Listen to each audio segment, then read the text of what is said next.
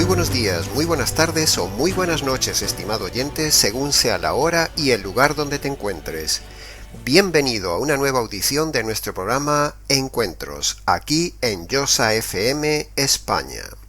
Le saluda nuevamente el pastor Nikos Ricoy del Ministerio Tinajas, llenando a cada persona con el agua de la palabra. A lo largo de estos encuentros, nuestra idea y línea en el equipo de trabajo del programa ha sido tratar de hablar de estas tres áreas, noviazgo, matrimonio y divorcio, en este orden cronológico, viendo lo que dice la Biblia sobre estas tres áreas en base a los valores, la ética, la moral, los principios cristianos, para no fallar en ninguna de ellas, es decir, para no elegir pareja equivocada en el noviazgo, para no fracasar en el matrimonio, para no vivir un divorcio doloroso y no bíblico. En nuestros dos últimos programas, Encuentros, hemos estado desarrollando la primera y la segunda razón de la tesis de 5 razones en contra del divorcio y del recasamiento del divorciado, en esta miniserie radial Encuentros. Hemos empezado con el tema de las alarmas y los filtros a tener en cuenta en el noviazgo cristiano. Hemos continuado luego con los propósitos y los roles del matrimonio. Y hace 2 encuentros hemos empezado con las 5 bases teológicas de por qué estamos en contra del divorcio y del recasamiento del divorciado. De cada tema se podría ahondar mucho más, pero al menos hemos dado unas pinceladas bíblicas y originales de cada parte del tema, y así, si alguien necesita más, pues que nos escriba, nikos@gmx.es. En el programa anterior hemos analizado la segunda razón, y hoy terminaremos esta sección del tema del divorcio con las 3 razones restantes. Y recordamos a los oyentes que tienen los programas anteriores grabados en la página web de josafm.net. La tercera razón por la cual no es permitido el divorcio ni el recasamiento del divorciado en la palabra de Dios lleva el título de El creyente no puede tomar la iniciativa del divorcio. Para empezar, recordemos que la Biblia dice que Dios aborrece el divorcio allí en Malaquías capítulo 2, versículo 16. Por lo tanto, cualquier cristiano que tome la iniciativa de divorciarse es evidente que está en contra de la voluntad de Dios. Dios no dice que aborrece unos casos de divorcio y a otros no los aborrece. No dice eso, sino que dice que aborrece todo divorcio, sea por la razón que sea, incluido por supuesto por causa de adulterio. Así que si usted como creyente toma la iniciativa de poner el divorcio a su cónyuge y se divorcia por la causa que sea, usted ha pecado. Y si piensa poner el divorcio, está a punto de pecar, no lo haga. Pecar en términos bíblicos es cometer un delito, o sea, infringir la ley de Dios. Fijémonos muy bien en el contenido de este tema importante porque se pasa por alto en las iglesias cristianas del día de hoy, bien sean católicas, ortodoxas o evangélicas. Si leemos detenidamente en 1 Corintios 6 del 1 al 7, repito, 1 Corintios 6 del 1 al 7, allí el texto y contexto habla directo a los creyentes. No está hablando a los paganos, ni a los ateos, ni a otras religiones, sino que dice a los creyentes. Por lo tanto, los creyentes no pueden ir a los jueces civiles a dilucidar ningún pleito, eso incluye el divorcio, sino que todo pleito debe ser resuelto en la iglesia, y es allí donde deben ser arreglados estos temas. Repito, los creyentes no pueden ir a los jueces civiles a dilucidar ningún pleito, y eso incluye el divorcio, sino que todo pleito debe ser resuelto en la iglesia, y es allí donde deben ser arreglados estos temas. Veamos el texto. 1 Corintios capítulo 6, versículo 1 al 7. Versículo 1. Si alguno de vosotros tiene un pleito con otro, ¿cómo se atreve a presentar demanda ante los inconversos, en vez de acudir a los creyentes? Versículo 2. ¿Acaso no saben que los creyentes juzgarán al mundo? Y si vosotros habéis de juzgar al mundo, ¿cómo no vais a ser capaces de juzgar cosas más pequeñas? Versículo 3. ¿No sabéis que aún a los ángeles los juzgaremos? ¿Cuánto más los asuntos de esta tierra? Versículo 5. ¿Acaso no hay entre vosotros nadie lo bastante sabio como para juzgar un pleito entre creyentes? Versículo 6. Sino que vemos que el hermano pleitea con el hermano en juicio, ¿Y esto ante los incrédulos? Versículo 7. En realidad, en sí ya es una falta grave el solo hecho de que haya pleitos entre vosotros. ¿No sería mejor soportar la injusticia? ¿No sería mejor dejar que os agravien? Este es el texto de 1 Corintios 6, versículo 1 al 7. ¿Se da cuenta, estimado oyente, de la claridad y el desafío del texto? No puede ir a divorciarse, estimado oyente. ¿Se da cuenta que no podemos como creyentes ir a pleitear contra otro supuestamente creyente ante los jueces inconversos del mundo por el tema del divorcio?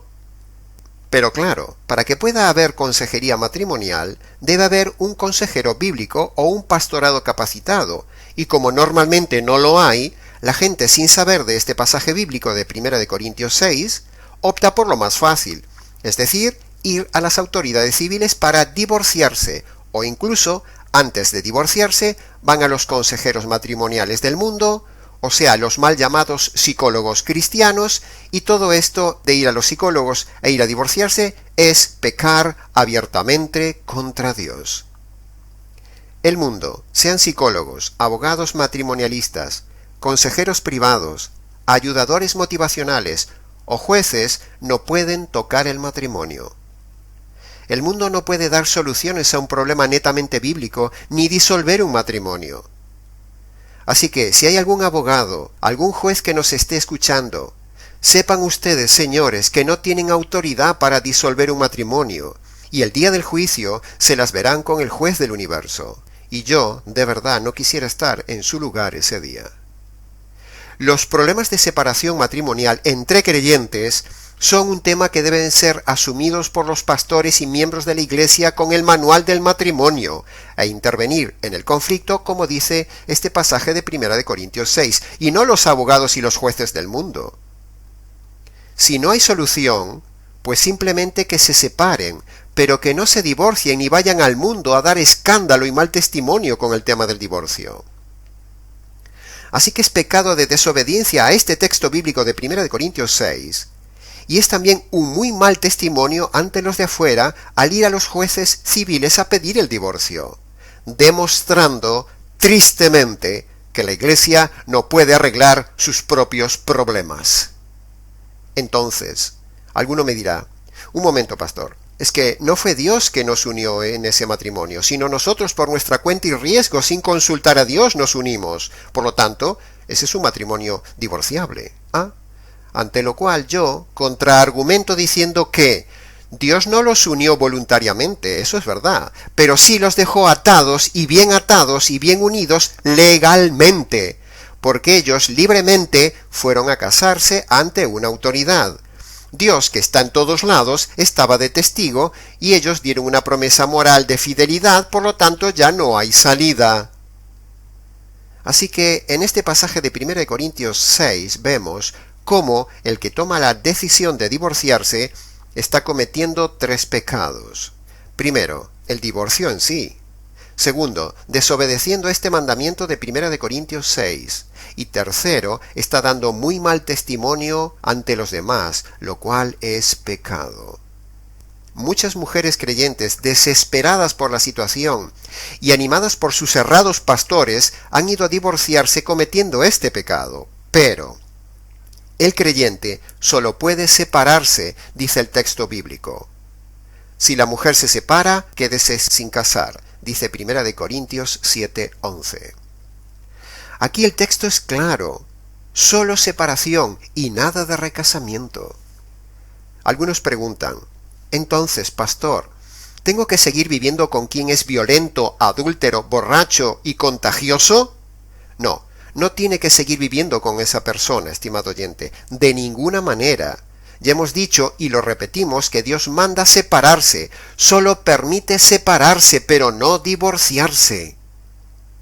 El matrimonio, una vez constituido, es una unidad indisoluble, no importa si se divorcia civilmente, porque esa unidad, bíblicamente hablando, es una unidad invisible e indivisible una vez que haya sido constituida el día del casamiento y nada lo cambia. La unidad matrimonial sigue vigente una vez casada la pareja, primero, aunque los cónyuges se peleen o se separen, o, segundo, aunque no se haya consumado sexualmente.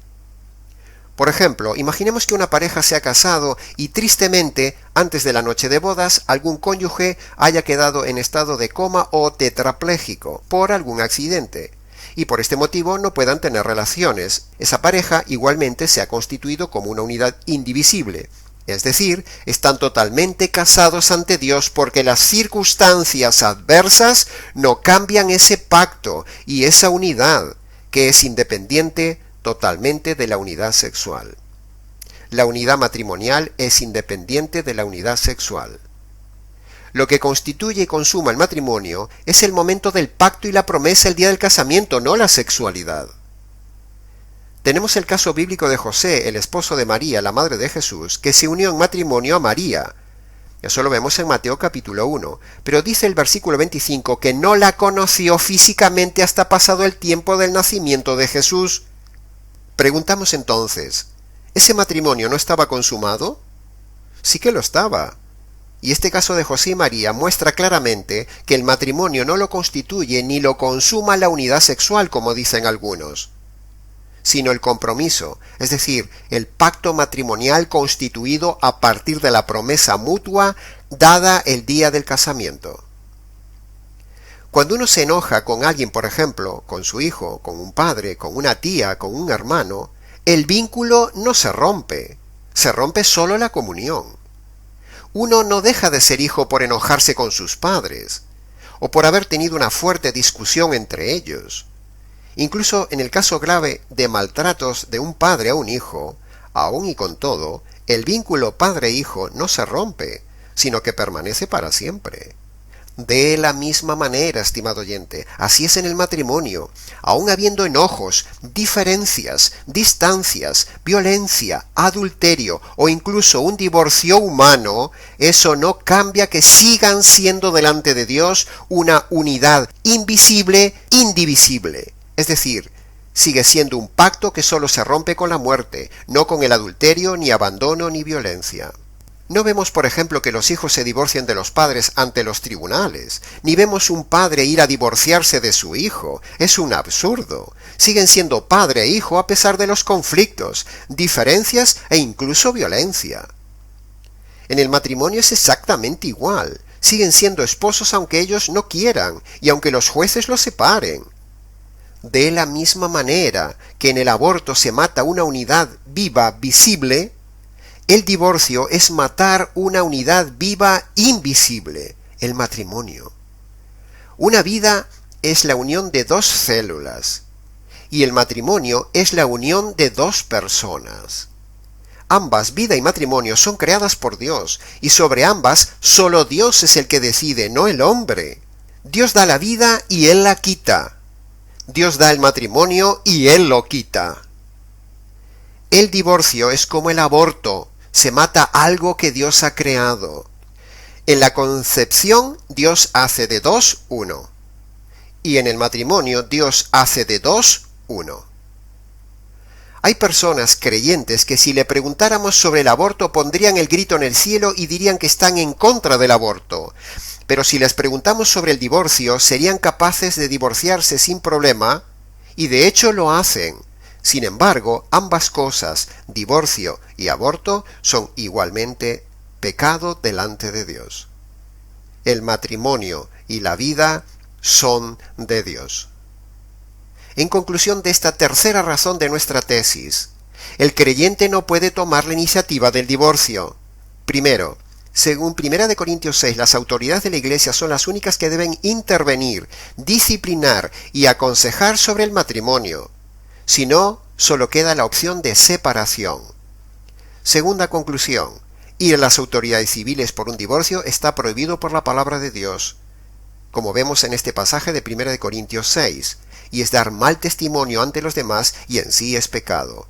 Y tercero, los divorcistas están haciendo pecar a las personas que animan a divorciarse civilmente, porque la Biblia dice en 1 Corintios 6 que el creyente no puede ir ante los inconversos a pedir el divorcio, y en Malaquías capítulo 2 versículo 16 dice que Dios odia el divorcio. Por lo tanto, la conclusión es contundente. La cuarta razón por la cual no es posible el divorcio ni el recasamiento del divorciado es que Dios mismo da ejemplo de fidelidad. Es interesante observar que tanto el Señor en el Antiguo Testamento como en el Nuevo Testamento nunca abandonó a su amado pueblo ni se divorció de él. El mismo Dios en el Antiguo Testamento nos da ejemplo con su comportamiento, que a pesar de la infidelidad de Israel, Dios nunca lo abandonó, ni eligió otro pueblo, ni se divorció, ni hizo otro pacto con otro pueblo. Tampoco se casó con otro pueblo, sino que siempre fue fiel y esperó a su pueblo Israel, a pesar de su conducta pecaminosa y adúltera. Al decir esto de que Dios nunca se divorció de su pueblo, ya sé lo que estarán pensando algunos oyentes divorcistas, y también sé qué pasajes corren por su mente para intentar demostrar que Dios sí se divorció de Israel en el Antiguo Testamento, pero, como estudiaremos con detalle en el siguiente programa, veremos que decir que Dios es un Dios divorciado es una manipulación de los textos bíblicos por parte de los divorcistas y una auténtica falacia, una presuntuosa ignorancia que ha llevado a muchas personas a pecar, y nosotros demostraremos que Dios no es un Dios divorciado, sino Dios se contradiría a sí mismo. Y en el caso del Nuevo Testamento, a pesar de las infidelidades de la Iglesia, la amada, el Señor Jesús nunca la deja, ni busca otra iglesia, ni se divorcia de ella, sino que ha dado su vida y su compromiso de fidelidad a ella para siempre.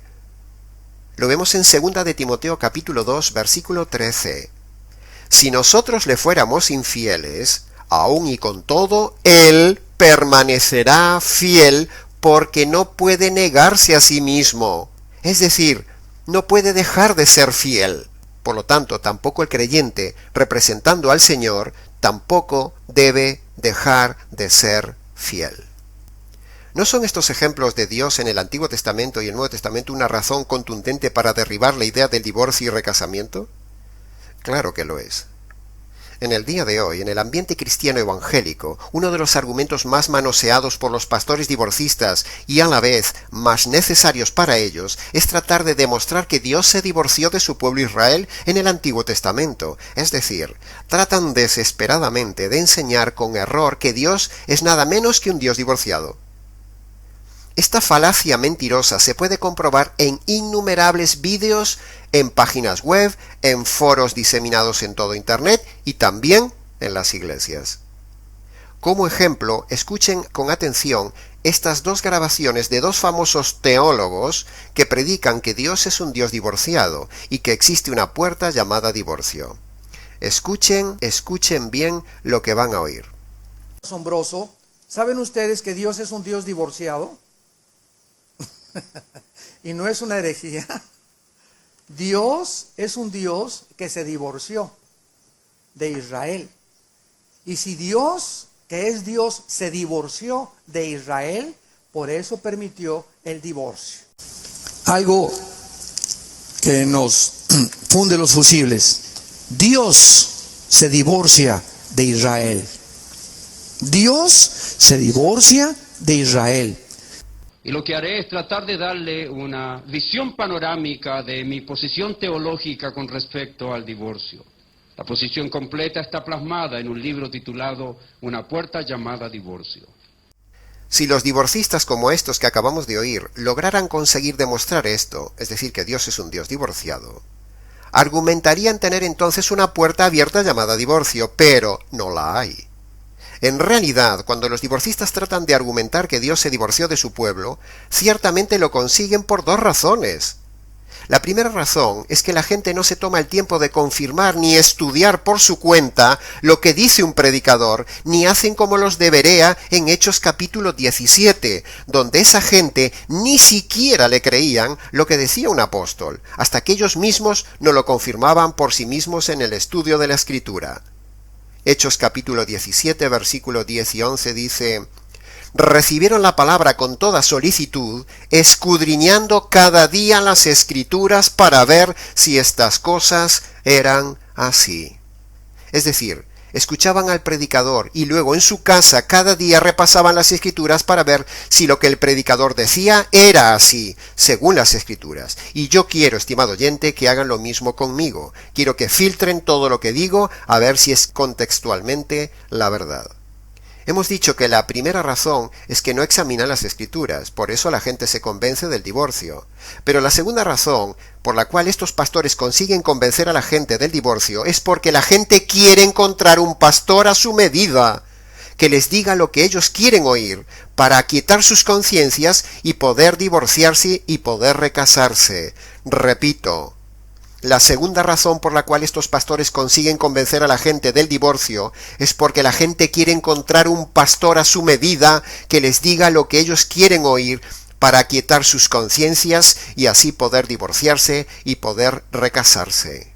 Así que estas son las dos razones de por qué triunfa y avanza galopantemente el divorcio en la iglesia, tanto como avanza el divorcio en el mundo.